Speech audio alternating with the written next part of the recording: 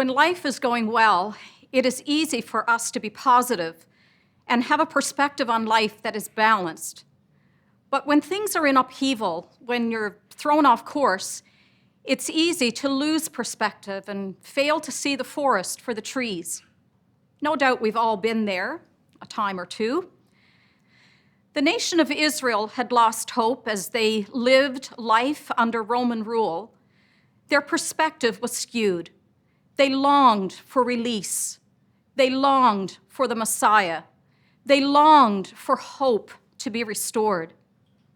However, when hope came on that first Christmas in the person of Jesus, a few lowly shepherds recognized hope, but most did not. In fact, John's gospel begins with a bit of a sad commentary. Jesus was a light shining in the darkness, but the darkness did not understand the light. Jesus was in the world, and even though the world was created by him, the world did not recognize him. Jesus came to his own people, the Jewish nation, and they did not receive him. How sad is that? You spend a lifetime waiting for hope to appear, and when it does, you don't recognize it for what it is, and you miss out. And that is exactly what happened on that first Christmas. The hope of the world came, wrapped in swaddling clothes, lying in a manger, and the world said, "No, that's not it. Hope has not arrived." And they went about their daily business, oblivious to the gift of hope the world had just been given, because they had lost perspective. The scriptures are clear that for the rest of Jesus' earthly life, people tried to stamp out the hope it had been given. Amidst the sad commentary in John chapter 1, there are, however, a couple of verses that are real nuggets. The scriptures are like that, you know. You read a passage that may be depressing in nature, and suddenly there is a nugget of truth that restores hope.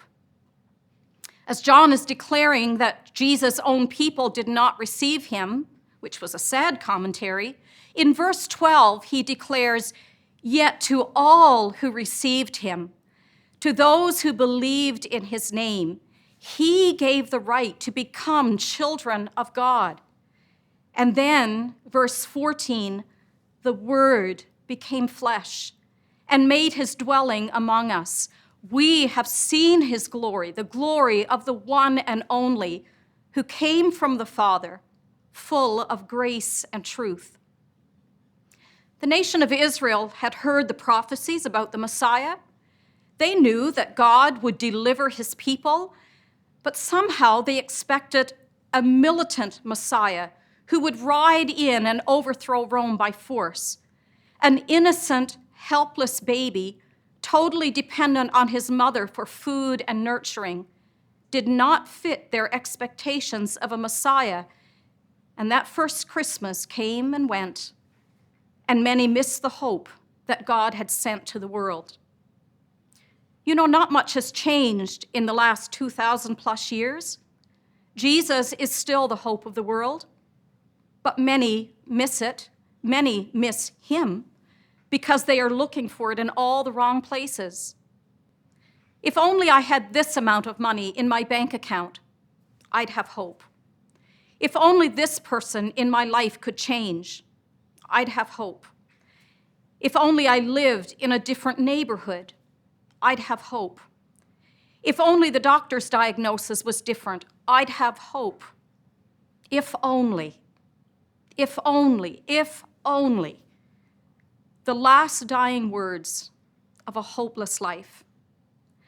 This Christmas, I pray that you will recognize anew, or maybe for the very first time, the gift of hope God sent us on that first Christmas in the person of his only begotten Son, Jesus. This Christmas, may you recognize Jesus for who he is and for the hope he longs to bring to your life. Merry Christmas, and God bless you.